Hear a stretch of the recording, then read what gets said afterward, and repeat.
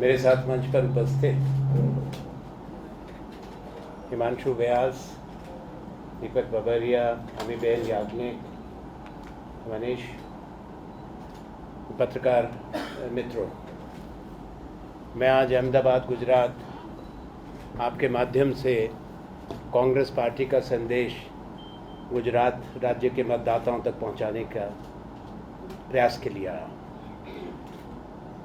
2014 का लोकसभा चुनाव एक विशेष महत्व रखता है। ये जाहिर है कि हर चुनाव में पक्ष प्रतिपक्ष अपनी बात रखते हैं और इस चुनाव के अंदर जहाँ विचारधारा का प्रश्न है, विकास से जुड़े विषय हैं, तो भविष्य का दर्शन भी चर्चा के अंदर है। मुख्य रूप से दो विचारधाराएं इस देश में राष्ट्रीय स्तर पर चुनाव में है। एक विचारधारा भारतीय राष्ट्रीय कांग्रेस की है, जो समावेशी है, जिसकी पहचान भारतीय है, हिंदुस्तानी है, जो इस बहुभाषी बहुधर्मी देश की विविधता को स्वीकारते हुए उसकी एकता के लिए काम करती है, जो भाषा, धर्म, क्षेत्र, जात के आधार पर समाज और देश के अंदर कोई दीवार खड़ी हो इसमें विश्वास नहीं करती। और ये कहने की कोई आवश्यकता नहीं कि मूलभूत से ये राष्ट्रपिता महात्मा गांधी, पंडित जवाहरलाल नेहरू, सरदार पटेल, मौलाना आज़ाद, जो बड़े हमारे नायक रहे, महानायक राष्ट्रीय आंदोलन के, उनके सिद्धांतों से, उनके संघर्ष से प्रभावित है। दूसरी विचारधारा इसके विपरीत है, आरएसएस की, भारतीय जनता पार्टी की। वो विचारधारा सांप्रदायिक है, संकीर्ण है और बुनियादी तौर पर उनकी सोच इस तरह की राजनीति करने की है जिससे समाज में तनाव और टकराव बढ़ता है। इस चुनाव में वो चीज़ सामने आई है। देश के कई हिस्सों के अंदर घटनाओं के हवाला अगर हम दें, चुनाव से पहले, चुनाव के दौरान सांप्रदायिकता को उभारने के लिए और ध्रुवीकरण करने के लिए भारतीय जनता पार्टी के नेताओं ने कोई कसर नहीं छोड़ी। मैं विस्तार में नहीं जाना चाहता, पर यह कहना आवश्यक समझता हूँ कि कुछ ऐसे बयान दिए गए हैं आरएसएस बीजेपी के प्रधानमंत्री पद के उम्मीदवार के द्वारा, नरेंद्र मोदी जी, उनके निकटतम मित्र सहयोगी अमित शाह और बीजेपी गठबंधन के अन्य नेताओं के द्वारा, जैसा कि मुंबई में कदम ने जो बयान दिया था, गिरिराज ने बयान दिया, भारतीय जनता पार्टी ने, नरेंद्र मोदी जी ने उस पर केवल ट्विटर के माध्यम से अपनी डिसअप्रूवल या असहमति जताई, पर मंच पे जब उनकी मौजूदगी में बातें कही गई तब उन्होंने कोई विरोध नहीं किया। अगर उसमें गंभीरता होती, विश्वसनीयता तब बढ़ती जब मंच पर से उस बात को नकारते तो देश अस्त होता। भारतीय जनता पार्टी के द्वारा जो देश में किसी भी कीमत पर सत्ता हथियाना चाहते हैं, काबिज होना चाहते हैं, नरेंद्र मोदी जी को लेकर एक ऐसा प्रचंड प्रचार तंत्र देश में बनाया है जो अपने आप में अभूतपूर्व है। मैंने इस बात को कहा है, कम से कम 10,000 करोड़ रुपया बीजेपी के प्रचार अभियान में है, केवल प्रचार अभियान में। उसमें नरेंद्र मोदी की रैली शामिल नहीं है, इनके नेताओं की रैली शामिल नहीं है, इनके हवाई जहाज़, हेलीकॉप्टर शामिल नहीं है, इनके कैंडिडेट्स के खर्चे शामिल नहीं हैं। केवल चुनाव प्रचार पर पूरे देश के राष्ट्रीय अखबारों में, क्षेत्रीय अखबारों में, देश की 700 टेलीविज़न चैनल्स पर, और ये सर्वविदित है कि क्या रेट्स हैं, कितने दिन से, महीनों से ये अभियान चल रहा है, ये किसका पैसा है, कौन सा पैसा है, ये प्रश्न पैदा उठता है। मैंने नरेंद्र मोदी जी की किसी बात को कभी गंभीरता से नहीं लिया और मैं कारण बताऊंगा। क्योंकि उनकी आदत है बड़े दावा करने की, बड़बोले भी हैं, गलत बयानी भी करते हैं और ऐसे दावा करते हैं जो भ्रामक हैं। पर एक बात को थोड़ा गंभीरता से लिया है, जो इन्होंने इस चुनाव के पहले मुहिम छेड़ी, अभियान चलाया, बीजेपी ने, आरएसएस ने, इनके सहयोगी संगठनों ने, कि काला धन बाहर लाया जाए। देश में व्यापक भारी मात्रा में काला धन है, काला पैसा है।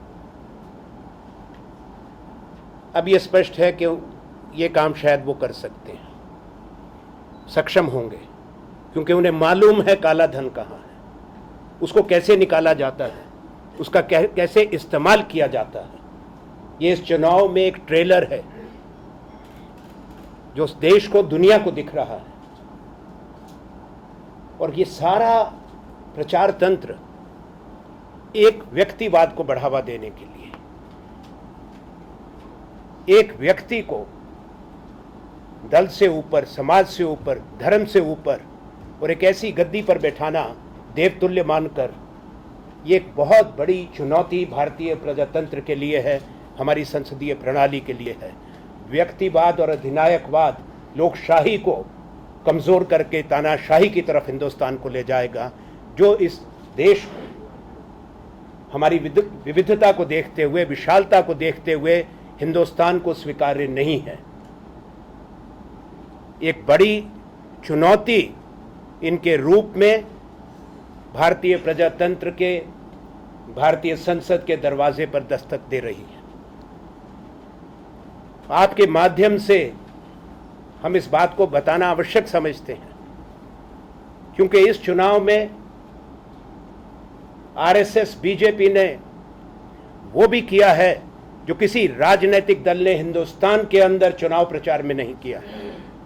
महात्मा गांधी राष्ट्रपिता की छवि को, उनकी तस्वीर को भारतीय जनता पार्टी के प्रचार सामग्री पर लगाना, इसकी हम घोर निंदा करते हैं, हमें इस पर आपत्ति है और चुनाव आयोगों को गंभीरता से सोचना पड़ेगा।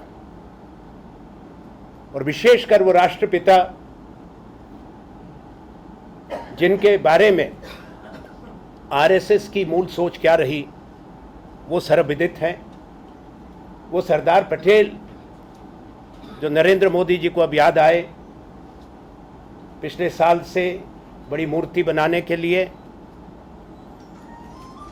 वो भारतीय राष्ट्रीय कांग्रेस के राष्ट्रीय आंदोलन के महानायक रहे। वो आरएसएस के समर्थक नहीं थे, आरएसएस की विचार से उनकी सहमति नहीं थी। बेहतर होगा जहां प्रतिमा बने उसके नीचे एक तांबे की अच्छी प्लाक बनाई जाए या पीतल की, जिस पे वो पत्र, वो आदेश सरदार पटेल का भारत के उप प्रधानमंत्री और प्रथम गृह मंत्री के रूप में जो आरएसएस पर पाबंदी लगी थी बापू की हत्या के बाद, वो भी देश की जनता को, गुजरात की जनता को बताना चाहिए, आने वाली पीढ़ियों को, कि सरदार पटेल की ये सोच थी। और क्षमा याचना भी साथ में लगानी चाहिए। और वो अंडरटेकिंग जो आरएसएस ने दी थी कि हम कभी भी किसी भी राजनीतिक गतिविधि में हिस्सा नहीं लेंगे, ये बात याद कराना आवश्यक है। नई पीढ़ी के लोग हैं, नौजवान लोग हैं, उनको बताना ज़रूरी है कि ये इस देश का इतिहास है, ये पृष्ठभूमि है। इस चुनाव में हमारे विरोधियों ने एक सुनियोजित नीति, साजिश के तहत लंबे समय से यूपीए सरकार पर और कांग्रेस सरकार पर निशाना बनाया है, जो न्यायोचित नहीं है। जमीनी हकीकत उसको नकारती है, पर सरकार की और कांग्रेस की छवि खराब करने के लिए हमें बदनाम करने के लिए देश में और दुनिया में एक लंबे समय से ये षड्यंत्र इन्होंने चलाया है। हमने एक पारदर्शी जवाबदेही शासन और प्रशासन दिया है। हमने वो कानून बनाए, हमने वो व्यवस्था बनाई है जिससे नागरिकों का सशक्तिकरण हुआ है। हमने सूचना के अधिकार के माध्यम से सबसे बड़ा कदम उठाया कि अगर कहीं भी कोई गलत काम है, कहीं कोई कमी पेशी है, कहीं लोगों को शंका है, वो सामने आ सके, उजागर हो सके, उस पर कार्रवाई हो सके। अगर कोई बात कभी सामने आई है, उस पर कार्रवाई हुई है। हमारी सरकार है जिसने कभी संकोच नहीं किया, केवल एक आरोप लगने पर बड़े से बड़े पद पर आसीन लोगों को पद से हटने को हमने कहा है। हमने गठबंधन की सरकार दांव पर लगा के एक अपने बड़े घटक दल को, उनके मंत्री को पद से हटाकर उन पर मुकदमा चला और वो जेल में गए।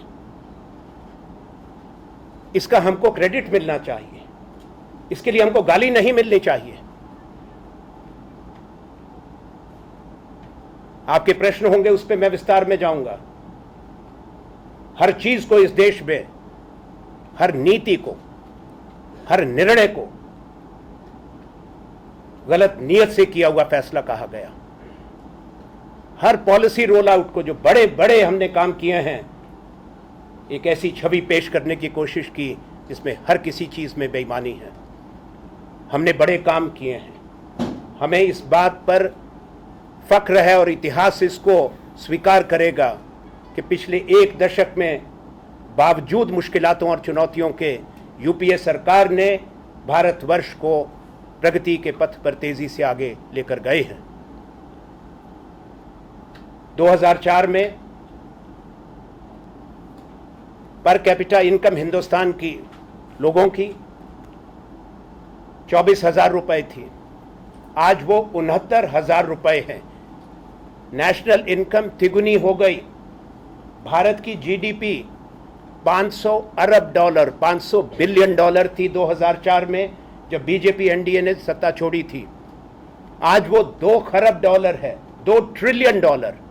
जीडीपी 4 गुना हो गई।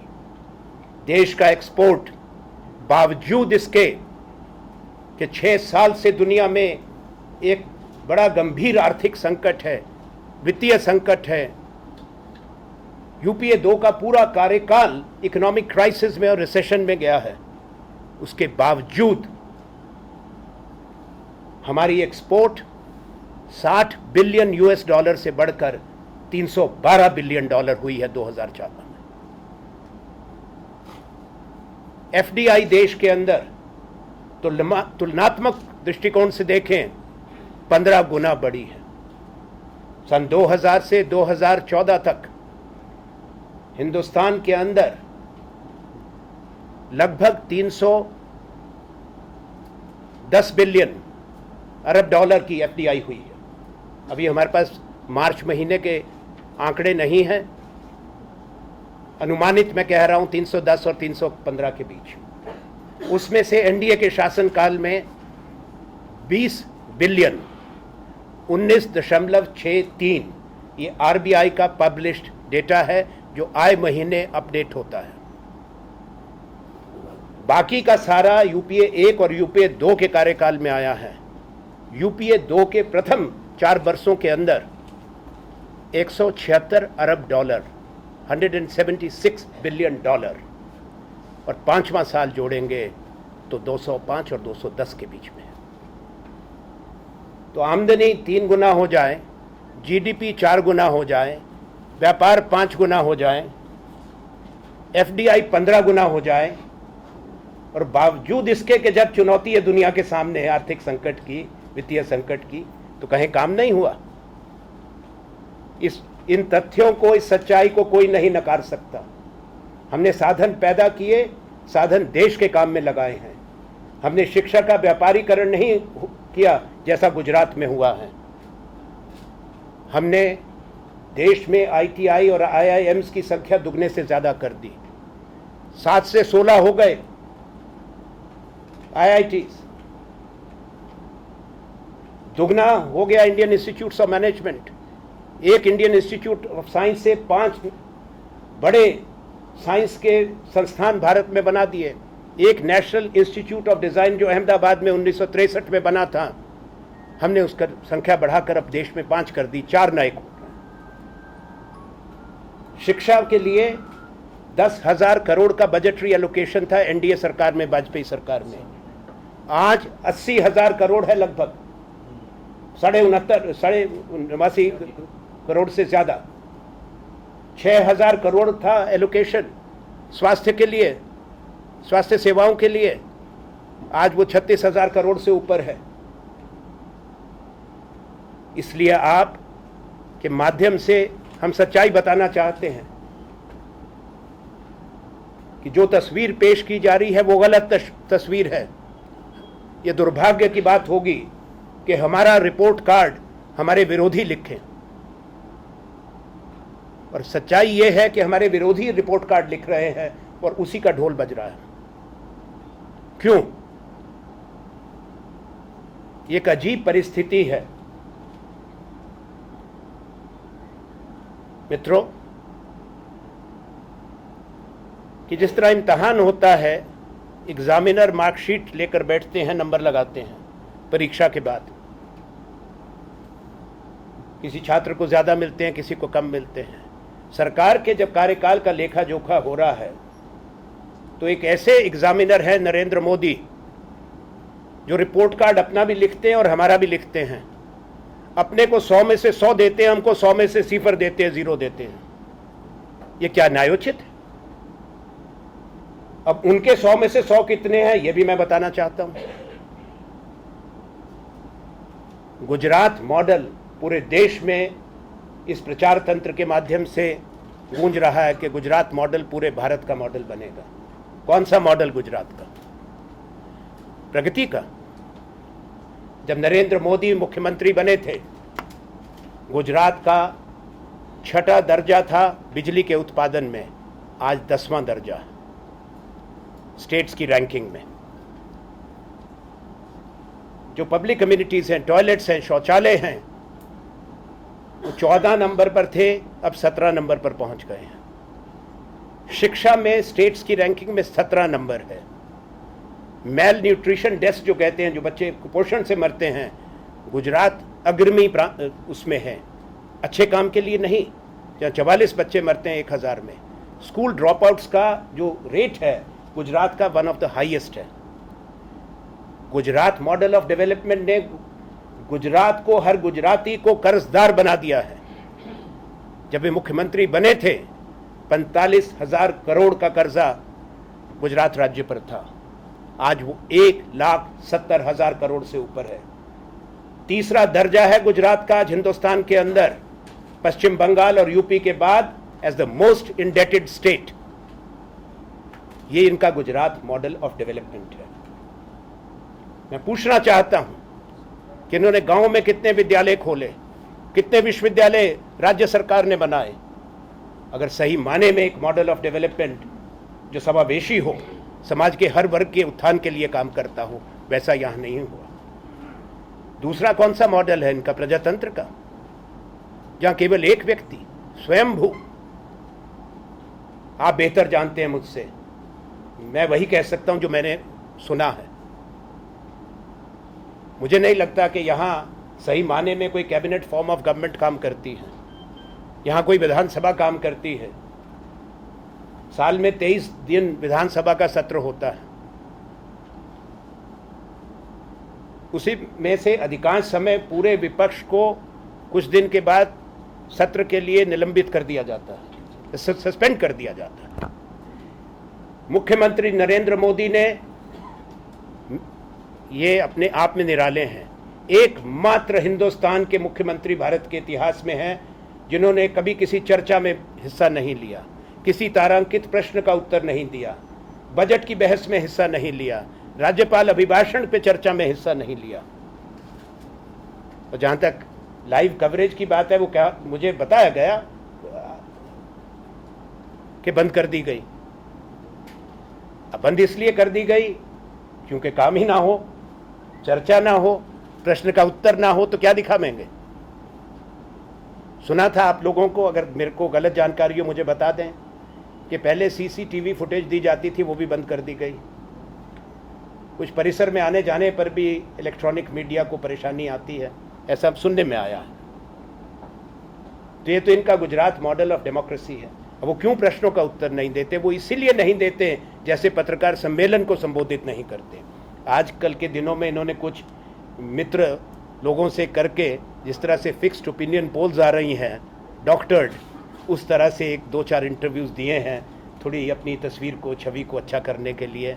क्योंकि सवाल हमने किया कि नरेंद्र मोदी सवाल का जवाब क्यों नहीं देते, वो इसलिए नहीं देते विधानसभा में क्योंकि उनका व्यक्तित्व ऐसा नहीं है, उनको ये स्वीकार्य नहीं है कि कोई उनसे सवाल करे।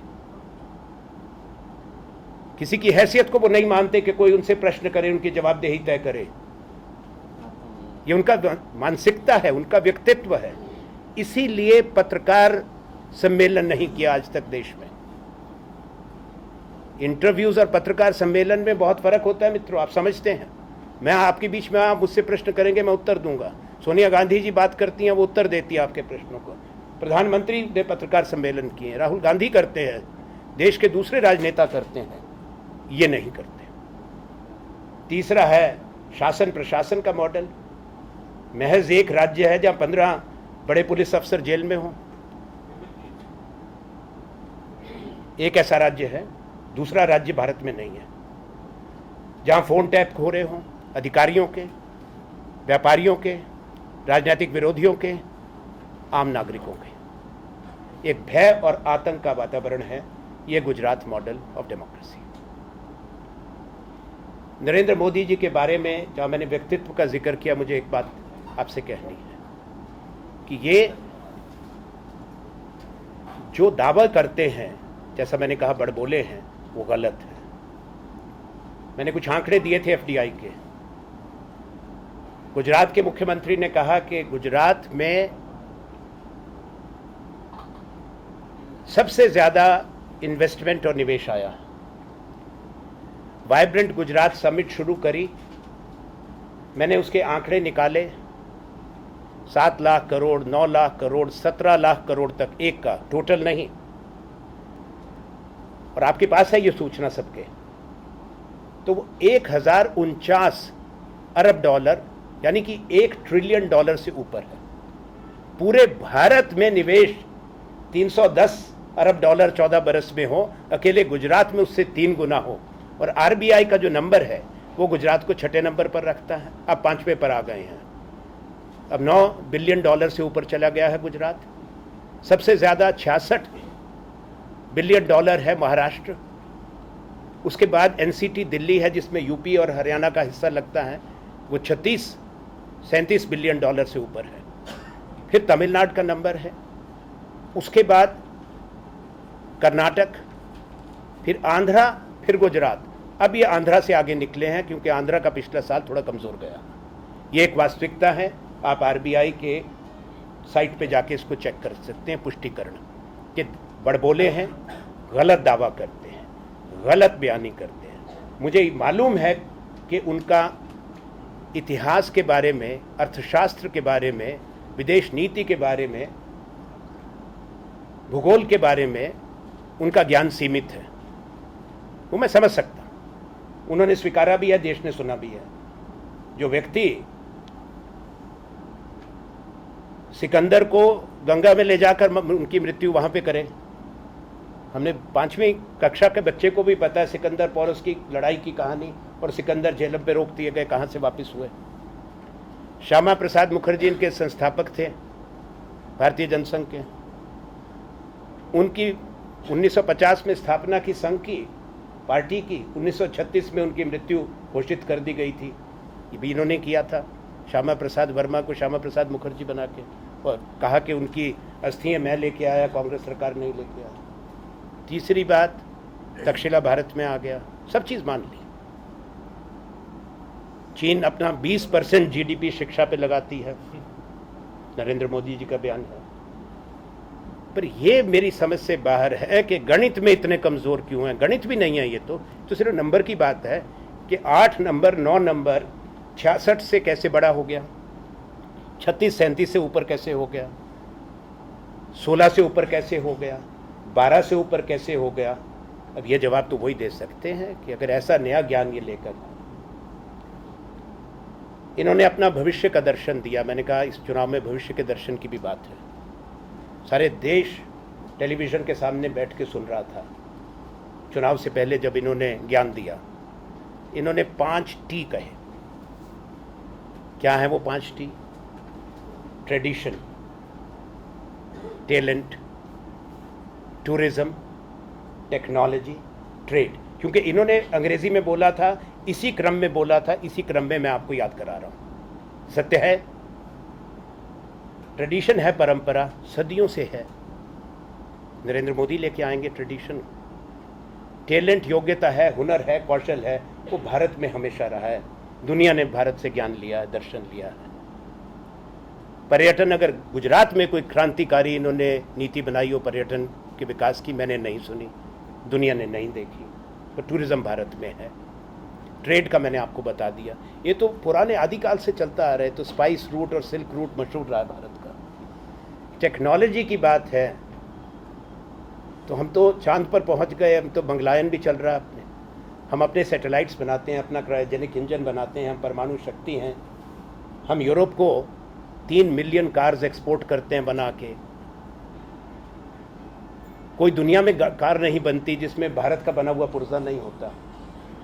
तो ये मेरी समझ में नहीं आई कि इसमें नया दर्शन कौन सा है। बाकी कुछ मैनिफेस्टो बनाने में इनको दिक्कत हुई। मैंने 4 मार्च को दिल्ली में कहा था कि इनको परेशानी आने वाली है। क्यों? क्योंकि हमने जो काम कर दिए, नीतियां बना दी, उनको मोदी जी ने कह दिया था मैनिफेस्टो लिखने से पहले कि ये वो करना चाहते हैं। उसी दिन कहा था उन्होंने, 5 टी वाले दिन, कि मैं नए औद्योगिक शहर हम बनाएंगे, नए शहर बनाएंगे। बुलेट ट्रेन, एक होता है तेज़ गाड़ी चले, यहाँ शताब्दी चली हैं। मेट्रो का network, Delhi metro London underground से आगे बढ़ती जा रही है। देश के सब महानगरों में मेट्रो चल रही है। मुंबई में है, हैदराबाद में है, बेंगलोर में है, लखनऊ में है, जयपुर में है। यहाँ भी ले आए पहले तो। तीसरा, इन्होंने मैन्युफैक्चरिंग की बात करी। चौथा, इन्होंने औद्योगिक कॉरिडोर्स की बात करी। नेशनल मैन्युफैक्चरिंग पॉलिसी हमारी सरकार ने 25 अक्टूबर 2011 को स्वीकृति दी। वो क्रांतिकारी है और बड़ा परिवर्तन इस देश में लाएगी, जिससे देश में मैन्युफैक्चरिंग का हिस्सा 16% जो अभी है collection, 100 million skilled jobs, 10 crore रोजगार निर्माण और उद्योग के माध्यम से। और उसका कैसे हम इस कि नेशनल इन्वेस्टमेंट और मैन्युफैक्चरिंग जोन्स, जो मैन्युफैक्चरिंग क्लस्टर नहीं है, नए औद्योगिक शहर निर्माण को समर्पित भारत में बनने जा रहा है। 16 नोटिफाई हो चुके हैं। ये महानगर होंगे। पहले ये चीन ने किया था, जापान ने, जर्मनी ने, साउथ कोरिया, चीन, और अब हिंदुस्तान कर रहा है। इसमें से 8 दिल्ली मुंबई इंडस्ट्रियल कॉरिडोर पर है। दिल्ली मुंबई इंडस्ट्रियल कॉरिडोर 6 राज्यों में से निकलता है, गुजरात आता है। जो 16 महानगरों का मैंने जिक्र किया, जिनका मैंने जिक्र किया आपसे, वो दिल्ली मुंबई इंडस्ट्रियल कॉरिडोर का, जिस पे काम तेज़ी से आगे बढ़ चुका है। उसमें जापान हमारा पार्टनर है, इक्विटी पार्टनर और टेक्नोलॉजी पार्टनर। जापान दक्षिण के कॉरिडोर में भी हमारा भागीदार बना है। सबसे छोटा शहर, औद्योगिक शहर 52 स्क्वायर किलोमीटर का है, और सबसे बड़ा 920 स्क्वायर किलोमीटर का जो गुजरात में बनेगा, दहेज में, जहां दुनिया का सबसे बड़ा वाटर डिसैलिनेशन प्रोजेक्ट, जो दुनिया की 2 बेहतरीन कंपनीज जिनको तजर्बा है, उनको हम लेके आ गए हैं। हम लेके आए हैं। 6 राज्यों का प्रश्न है। जापान की सरकार के साथ समझौता हमने किया है। JBIC और जायका ने जो इन्वेस्टमेंट की है $5 अरब की, वो भारत सरकार के निर्णय। जो समझौते हैं उस पर दस्तखत मेरे हैं या वित्त मंत्री के हैं, इनके नहीं हैं। ये मैंने क्यों आपसे बताया। देश में 2 और कॉरिडोर बन रहे हैं, अमृतसर कोलकाता, इसका गुजरात से वास्ता नहीं पर भारत से संबंध है, और एक बेंगलुरु मुंबई इकोनॉमिक कॉरिडोर। ये अभी दिल्ली मुंबई कॉरिडोर से पीछे है। दिल्ली मुंबई इंडस्ट्रियल कॉरिडोर को वर्ल्ड बैंक ने मोस्ट इनोवेटिव इंफ्रास्ट्रक्चर प्रोजेक्ट कहा है, सबसे नायाब आज तक। और दुनिया में जो बड़े इंफ्रास्ट्रक्चर प्रोजेक्ट बने हैं उसमें दूसरा नंबर डीएमआईसी का है। ट्रंक इंफ्रास्ट्रक्चर जो सारा बन रहा है उसकी भारत सरकार फंडिंग कर रहा है। अक्टूबर महीने का मैंने आपको बताया वो दिवाली का तोहफा था, हमने देश को दिया था। उसके अगले दिन दीपावली थी 2011 में। वो सारा पैसा कैबिनेट ने सैंक्शन करके अलग कर दिया। ट्रस्ट में जापान की इन्वेस्टमेंट आ चुकी है, ये काम हो चुका है। अब इन्होंने अपने मैनिफेस्टो में लिखा है, अंग्रेजी का शब्द है प्लेजरिज्म। आप पुस्तक लिखें, कोई दूसरा व्यक्ति को अच्छी लगे, उसका चैप्टर पैराग्राफ आगे पीछे कर दे, टाइटल बदल दो, पब्लिशर दूसरा ले लो, लेखक का नाम बदल दो, वो अपराध माना जाता है। कविता के साथ कोई करे वो भी यही होता है। ये तो पॉलिटिकल प्लेजरिज्म है। उनका मैनिफेस्टो पढ़ लीजिए और मैंने जो आपको बताया उसको याद कर लीजिए, तुलना कर लें। इनका कथनी करनी में मित्रों बहुत फर्क है। दोहरी जबान भी, दोहरा भाषा भी है।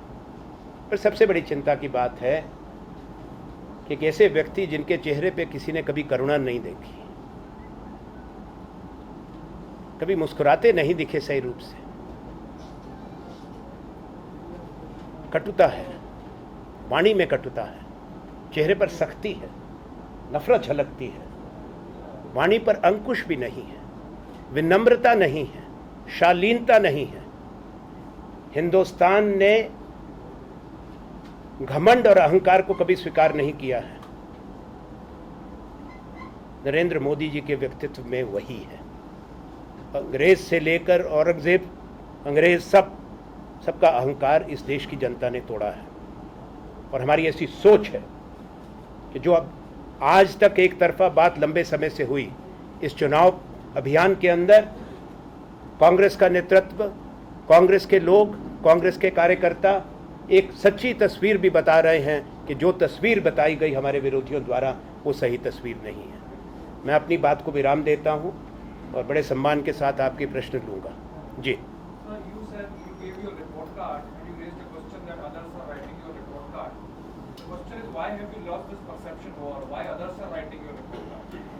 No. I didn't mean that.